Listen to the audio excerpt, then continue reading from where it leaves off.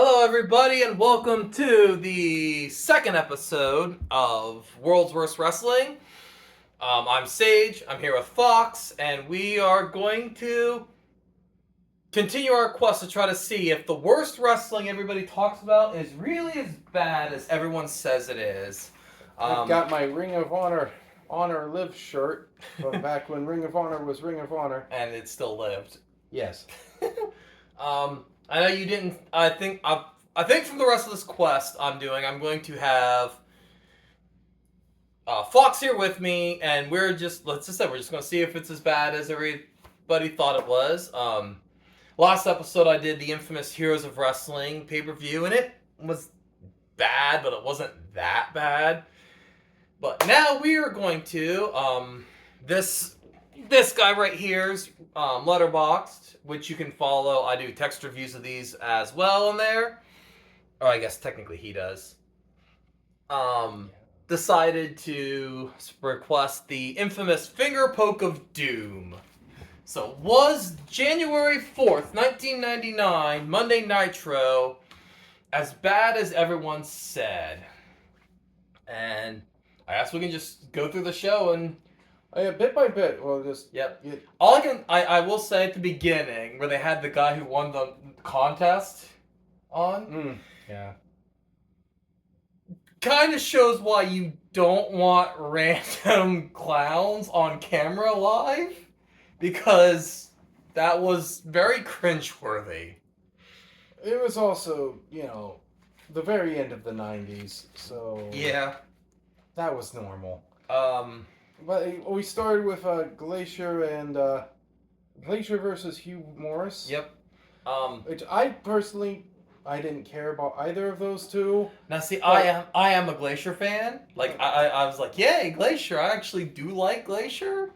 But I didn't care about either of the two. I figured maybe people at the time might have. Not really. But the match was mercifully short. Yeah, and I like the match for what it was.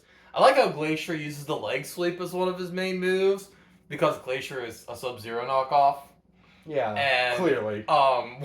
In the first Mortal Kombat game, the cheapest tactic was to put your opponent in the corner and spam leg sweeps. Now, I might have been completely stunned by his outfit. But I seem to remember the first... when Glacier was coming down to the ring, the commentators did their first mentioning of WWF's Raw's card. Yeah. At that time, which guess a little bit of history. At that time, Raw was taped and Nitro was live, and so people were able to get take a look at the tapings and know what was going to happen on Raw, and they decided, we're going to be leaking this to our audience so they aren't tempted to go watch Raw, because they already know what happens. That is going to be a very important thing that will come up later in the night. Yes, but you had to set that up. And it actually becomes a very important part of the question that will be asked later. But yeah, so I like the first match. Like I said, it was short. I've been watching wrestling a little bit longer than Fox has, and so seeing 3-minute matches aren't as shocking to me, because like the modern wrestling match, you hard pressed to find matches that go less than 7 minutes. Almost every match goes to commercial in picture. Unless it's just they're squashing a nobody in order to show somebody's dominance. Right. So after that we had the Ric Flair segment. Yes, Ric Flair segment. After that we had, which just went on too long. That was the only problem, is that it was important to lore. Everything that was going on was important to what was going to be going on in the future. But it was just long and maybe embellished too much. And how Ric Flair won is indicative of WCW's main event scene at the time, where 50 people have to run in, and every main event match ends with 25 people in the middle of the ring. So it's like, oh yeah, Macho Man Randy Savage came in and helped Ric Flair, and I'm like, can you just have a match that ends? So next up was Booker T versus Well, I wrote question mark because I somehow missed who it was, and the commentator staff never said who it was. One time. They said it one time. Did they? Yes. So who Which was is how I knew, because they didn't mention it in the intros. Okay, fair enough. Who was Henry Hale. Okay. I had to, when I heard his name, I had to rewind it, and I made sure to write it down so I can mention Henry Hale by name. Yeah, I was like, I have no idea who it is. They didn't do any introduction for them, no title cards for their names, and the commentator staff is talking about some other nonsense over here. I want to mention, I fucking love Booker T's theme. Yes. Booker T's theme is so fucking good. Yeah. Yes. No. Oh, see, I must have had a different recording because mine did it was like edited in and had the da da da da da da. That one too, but if you listen underneath, it goes yes. No, but yeah, it's that da da da da da. It's fine. It was interesting to see Booker T use a very rare finishing movie of his, the Heat Seeker, the missile dropkick, because everybody associates him with the scissor kick and the bookend. Right. But he did use the missile dropkick for a while. Called it the Heat Seeker. Then we had Chavo Guerrero versus Norman Smiley. Yep. My impression of Norman Smiley was he was a bit silly. Yeah, this was a comedy match. And it was obvious who was going to win. That's okay. It was just obvious who was going to win. I made a note that it's kind of funny that in 1999, Chavo Guerrero was seen as being a loser for having his little Pele, his little stuffed horse. But like you look now, you've got people would have absolutely loved that. Yeah, you've got Mr. Iguana with his iguana puppet. You've got people would have loved the horse. Himaru with his stuffed cat Daryl. Like like that. That's like how you get over now is with the stuffed animal. People would have loved that. But yeah, it was just it was a comedy match, but it does go to show that you can have a competitive comedy match because it was competitive.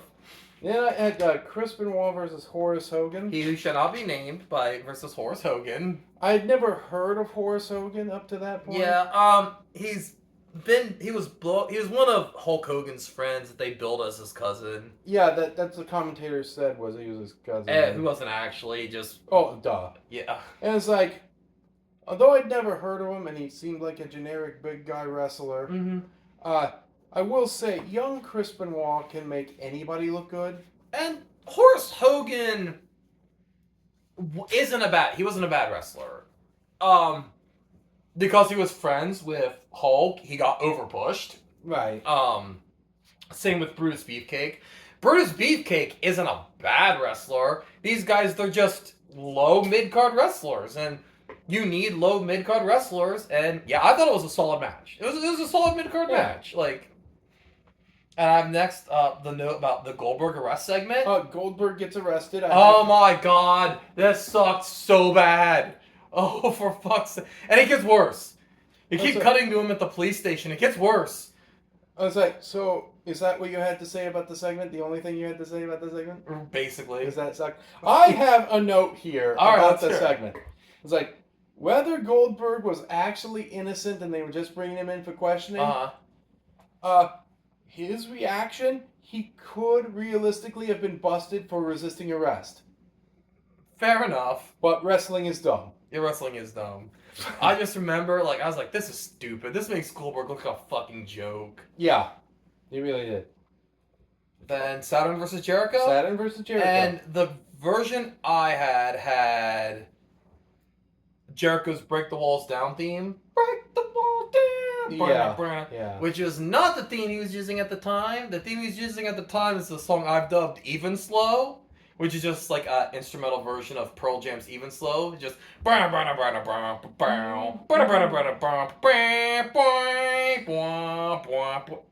well, yeah, they're both in their prime. A good, solid mid-card match. Yeah, that match was like for as much time as they had. Mm-hmm. Honestly, they could have cut a Goldberg segment and gave him another 2 minutes. It was fucking good. Like, this is like Jericho in his prime, Saturn in his prime, just a good mid-card match. He even had a finish that I actually really enjoyed. Saturn went for it, like diving like press. Yeah. Jericho ducked. It hit the referee, Mm-hmm. and the referee called it DQing Saturn, Mm-hmm. and Jericho wins. And they had mentioned that Saturn and that referee have had issues in the past. Right. So And it's like, there's nothing. Jericho did nothing wrong here. He legitimately got a win here. Yep. It's like, it is the ref's prerogative to make that call.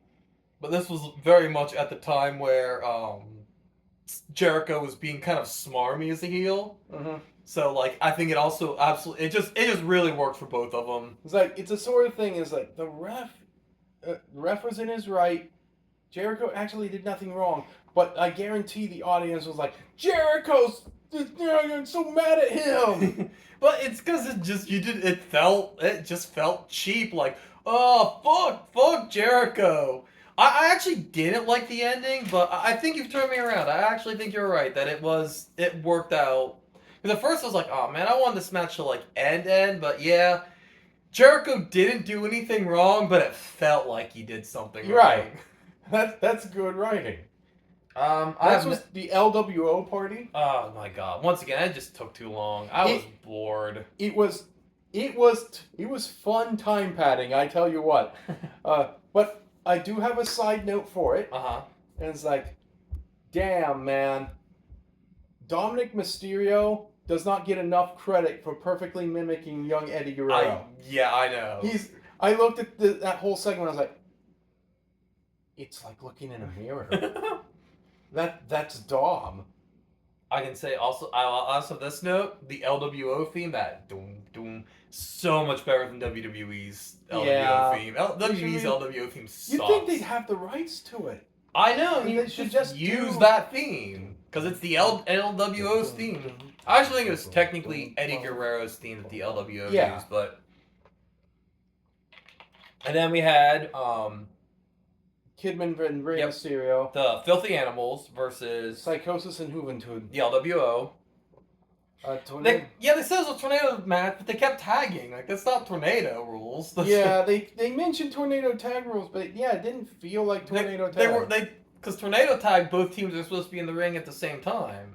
But they kept tagging in and out. That being said, I clocked it in, and it was the longest match they had so far. Mm-hmm. And it was standard lucha libre, which is really, really good. Yep. Oh yeah, no, I might have been between that and Chris Jericho best match of the night. It's like those are just good matches. Like they just slap those right in the middle. As I continue to watch this, so when I'll bring it up now because it's very relevant now. When I first started watching wrestling, which would have been around this time, I got into wrestling probably mid 1999-ish. So like not too long after this. I was a WWF loyalist. I was WWF all the way. I got back into wrestling sometime later, yeah. Yeah, but I was WWF all the way. WWF. But watching like the Chris Jericho match and the LWO versus Filthy Animals match, I get why people were WCW fans. Like, I get it now. I'm like, oh, these matches are fun. I also have more boring Goldberg shit. Ultimately, through other long, elaborated segments, Ric Flair and Hogan agreed to changing the main event to Nash versus Hogan. Yes. But only if the title was on the line. Yes. It's like, we don't have to mention it, but apparently Hulk Hogan was going to run for president. Yeah, well. That went nowhere. But could you have imagined if you actually seeing him on the campaign trail in 1999? That would have been some kind of thing to see. Right. Oh, there's my next page of notes. But and my notes for this says, "Oh my God, Hogan, shut up." Oh, they also did a segment where we caught backstage footage of Jericho was smooth talking that referee. Yep. And it's like, man, I wouldn't put up with that stuff from Saturn. And it's like, it just played into why that happened and made Jericho look like more of a sleaze, but technically still did nothing wrong. Yep. That's why I said he didn't do anything wrong, but it felt like he did, which honestly is like the most heel thing you can do. Yeah. Next up was Scott Steiner versus Conan. And this is where we got the infamous "that'll put butts in the seats" line. Yeah. So what had happened now? This is going to be very because I'm going to talk about this in the main at the main event. As Fox had said, that they would reveal the results of Raw during Nitro, so you wouldn't be tempted to turn it over. You could still stay up to date on what was happening in WWF and continue watching WCW. And here he mentions that the main event of Raw is going to be Mick Foley, Mankind, who wrestled in WCW's Cactus Jack, was going to win their world title. And Tony Schiavone was like, yeah, that'll put butts in the seat, which, honestly, fuck you. Yeah. Fuck everybody who's involved in that decision. And if I'm not mistaken, everybody but Eric Bischoff has apologized for this. Because that was just a shitty... Like, okay, fine, you want to reveal the results. It's a little bit of a... But that's business. But that'll put... saying, like, oh, that'll put butts That was unnecessary. And then during this match that we're about to talk about, he says a line about... Mick Foley's... I have it right now. Mick Foley's going to be the world champion. Think about that. Ha ha ha ha ha ha. Dude, fuck you. Just... You don't have... If Mick Foley was so bad, you hired him before as Cactus Jack. I mean... And it's like... And like, had Mick Foley had said that, like, he's like, this was a big night for him. He won the WWF World Title. But those kind of little cracks about Mick Foley, he said it took some of the wind out of his sails, which... sucks. So like, yeah, I'm kind of pissed off for Tony Schiavone for saying it. I'm also pissed off for Eric Bischoff for putting that shit in his ear, because that was an Eric Bischoff thing. And Eric Bischoff he's always been like, it's just business. Being a complete asshole and tearing somebody's livelihood down is just, I think Eric Bischoff is a good TV producer. I think Eric Bischoff's a piece of shit. Yeah. He comes off as a scumbag kind of guy, which is probably why he likes Hulk Hogan so much. Yeah. But yeah, let's talk about the match for Scott Steiner versus Conan. And God, I fucking love Scott Steiner so much. Yes. and honestly, I didn't know much about Buff Bagwell, but he played off Steiner so well. I thought. Buff Bagwell is such an underrated talent. Like, he is extreme. I don't know what it was about Buff Bagwell that he never took off, but I think he had star potential. Like, for real. I know he had one match in WWF. That wasn't even that bad of a match, but Vince McMahon hated it, so Buff went out the door. Yeah, well. So Vince was always like fleeting or like that sort of thing. But yeah, I thought this was a good match. I thought the ending was a little dumb. But the intentional DQ to preserve the belt while at the same time giving the opportunity to just beat up on Conan. Yeah. Yeah, it was standard heel crap. Yeah, and I think the problem is that that's just kind of what the NWO does. So it gets tiring. Yeah, it happens so often that I get it. And then next up I had Wrath versus Bam Bam Bigelow. Yep. Or Wrath did a open challenge. Yeah. And honestly, two big men slapping man meat is not my favorite style of wrestling. It has its place, but if that is the kind of wrestling you liked, Bam Bam and Wrath did it very well. I'll give you that one. And my side note was, dang, I thought Bam Bam was dead in 1999. No. Apparently Bam Bam Bigelow wasn't dead yet. Nope, he was not dead yet. Then we had Bryan Adams. Well, before that, sorry. Between that, I had mentioned, looks like the third or fourth Nitro Girls dance. Wow, they were using them a lot. Yeah, well, it was the 90s, and that was women's place in wrestling. And I'm sure between there we had that more of the fucking... Okay, so let's... Goldberg. He gets arrested because Miss Elizabeth said he was stalking her. And she comes off as such an idiot because she's like, He's everywhere I am. He's at the same hotels I'm at. He's at the same arenas I'm at. Yeah, because you're fucking co-workers. And he's at this gym I went to. You mean the gym that he owns? Yeah. Like, if you're gonna make this bullshit claim, make it believable. And then, of course, the story starts falling apart. Because she's like, he was wearing red trunks. Like, Goldberg never wears red trunks. He only wears black. How did she not fucking know that? And it's like, they're at the Coke machine getting a Pepsi. Yeah. But, like, that's the thing. She's like, she's wearing red. Stuff. The red trunks thing drove me nuts because how did she not know that?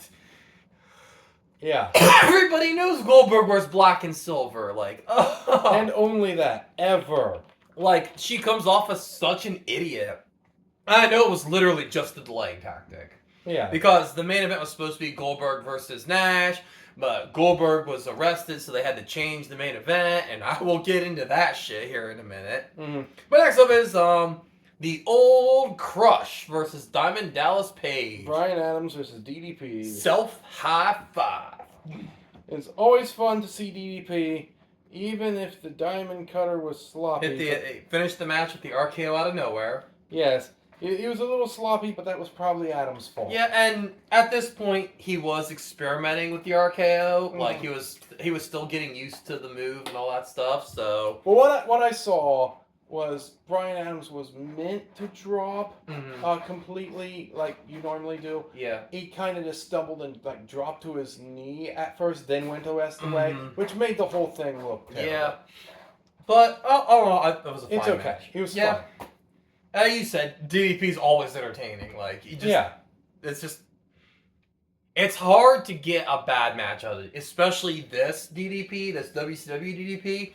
It's hard to get a bad match out of him. Unrelated, and never was going to happen, but a funny thought popped in my head recently. I was like, we need to get Ethan Page, Hangman Adam Page, and Diamond Dallas Page together as the Page Turners. I like it.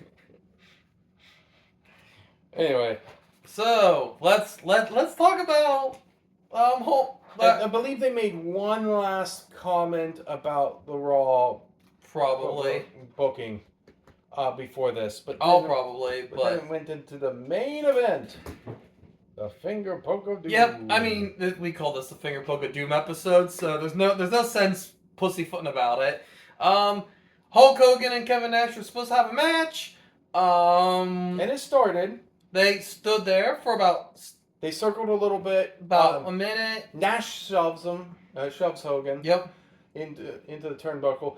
Hulk seems almost like insulted by the even think that was going to happen. Mm-hmm. Then he walks up to Nash and gives him a very stern poke to the chest. Which apparently is so damn devastating that Nash goes down, and Hogan goes for the immediate pin and wins the belt. Yep. I mean, it turns out it was a complete trick. Nash was basically handing the belt over to Hogan, yes. But that's not... So, I don't think the Finger Poke of Doom in a vacuum, just this... Right. Is necessarily... It's bad, but it's not that bad in a vacuum. Yeah, in a vacuum, I think it's... Because it's kind of like... Because it was kind of... It was a shocking swerve, and it's in character. And it rebuilt the fracturing... Because at this point in WCW, the NWO was kind of falling apart. Yeah. Because you had red, you had black and white, you had red, the Wolfpack red, and neither of them were really getting any kind of real fan momentum anymore. Fans are already kind of sick of this shit. So this kind of put the NWO back as a one solid threat to WCW. Right. Alright, now let's talk for a minute about Out of the Vacuum, and... Because that's the way the problem is like, so, on top of everything else. So you're watching WCW, and you hear, oh man, Mick Foley, underdog fan favorite's gonna win the Raw title. Now you know what? Against the Rock. Against The Rock. We're gonna see Rock versus Mick Foley. You know what? I'm gonna stick around and see where this WCW or where this Hulk Hogan Kevin Nash thing goes. I'm gonna stick around and see. I'm not gonna turn the channel. I'm gonna remain loyal. I'm gonna see where this goes. And this is what you get. Not only is this what you get, Goldberg, WCW fan favorite. I know now Goldberg was never any good. Blah blah blah blah blah blah It didn't blah matter. blah. He was Nobody over. fucking cares. You're talking about it from 2025. He was You're in over. 1999. Goldberg is the man. Goldberg is the most popular act in WCW right now. And you went into Nitro, promised Goldberg versus Nash. So Goldberg comes down to the ring. He gets released once the whole Elizabeth thing is gone. He comes down to the ring. Oh man, here it is. Goldberg. Yes. Goldberg's gonna teach these and then he just gets beat by the NWO. Just completely wipes the floor with Hogan and Nash and all their fucking minions, Scott Hall, this shit. So what you missed by staying loyal to WCW was a title match where a fan favorite overcomes the odds and becomes champion. What you got was your fan favorite embarrassed by more NWO bullshit. That is what happened when you stayed loyal to WCW. So now to talk. Was the finger poke of doom the thing that destroyed WCW? No, it wasn't. The problem with this problem with this discussion is no one thing killed WCW. No, the finger poke was more of a symptom of the disease. Yes, and it was a turning point in the Monday Night Wars. Yes. And honestly, had WCW not relied on the cheap tactic of revealing Raw's results, I'm not sure the finger poke of doom would be remembered quite as bad. Because literally what you were told by Tony Schiavone is you missed out on a world title match with a fan favorite to see your guy get punked like a bitch. And that night, I saw just a big pile of stuff at once. Mm-hmm. It's like, yeah, you went into it, you were promised Goldberg versus Nash for the title. Mm-hmm. That was built up going into the show. Okay, well, you suddenly don't get that because Goldberg gets arrested. Yeah. And so, okay, well, things lead into another. It's like, okay, well, we get Nash versus Hogan. This might still be interesting. Nash is going to beat the crap out of Hogan. That might be fun to watch because we hate them. This is Hogan's retirement match. Well, yes, yeah. So he was retirement. So it was like, of course, Nash, who we like now, because he was being the face. Mm-hmm. Face because the Wolfpack NWO were kind of more face than and so okay, he's gonna kick the crap out of Hogan. I can work with this. I was like, I hope everything turns out okay with Goldberg, but Mm-hmm. And then all of those segments were a bit of a wet fart. Mm-hmm. And so that was disappointing. Then the whole finger poke of doom thing, when it actually came down to it. And the cheap plays of mentioning what was on Raw might fill you with disgust, even if you did care. And then everything that came down is like, oh, now Goldberg's back and he gets beaten. Yeah, and I think the salvage of the finger poke of doom would have been if Goldberg cleared the ring. Yeah, if Goldberg had come down, because he did beat him up for a little bit. He speared, jackhammer, but had he scattered the NWO. You end the show with him basically winning, but Hogan's still the champ. And and NWO is back together. And you can treat it as though Goldberg scattered the NWO because this was a surprise. They thought he was out for the night. Right. So he scattered the NWO, and now the NWO regroup. The way to rebook this would be he scatters the NWO, and now the NWO regroups against Goldberg, and even though Goldberg's this monster, he is still fighting the odds. But when he came out and fought the NWO, and they punked him, you made it harder for us as fans to believe that Goldberg was going to be a credible threat to this 60-man stable, this giant and newly reformed Yeah. NWO Black, White, and Red. And so, like, you just kind of... Well, I mean, and the other problem is, it also wouldn't be as bad if this wasn't just how Nash and Hogan were booked. It's just more Nash shit, more Hogan shit, more Click shit. Like, and I know wrestling fans weren't as savvy, genre savvy in 1999 as they were now. Like, Yeah. the idea of, well, everyone in 1999 thought it was real, that's really overplayed. The majority of fans still understood that it was worked to a point. I mean, fans knew it in the 1980s because nobody thought The Undertaker was an actual fucking zombie. Whether you thought the fights were scripted or not, you knew that there was a veneer of falsity to professional wrestling. Right. So fans weren't they're more genre savvy than they're given credit for, but they weren't as genre savvy as they are now. There was nowhere near as many podcasts talking about the backstage politics, but you understood enough of it to realize that more NWO beatdowns coming our way in the future. This year is just going to be more NWO beating down Diamond Dallas Page, beating down Goldberg. Fuck it, let's see what's going over, and because in WBF the major heel faction was the Corporation. Right. And Stone Cold Steve Austin regularly beat the Corporation. Honestly, Vince McMahon was played up as the clown, as the fool in that fight. So it was believable that guys like Mick Foley and Stone Cold Steve Austin would come out with major victories versus the Corporation, as opposed to the NWO, who just won and won and won and won and won and won and won. So, like I said, the question that has to be asked is, did this kill WCW? No.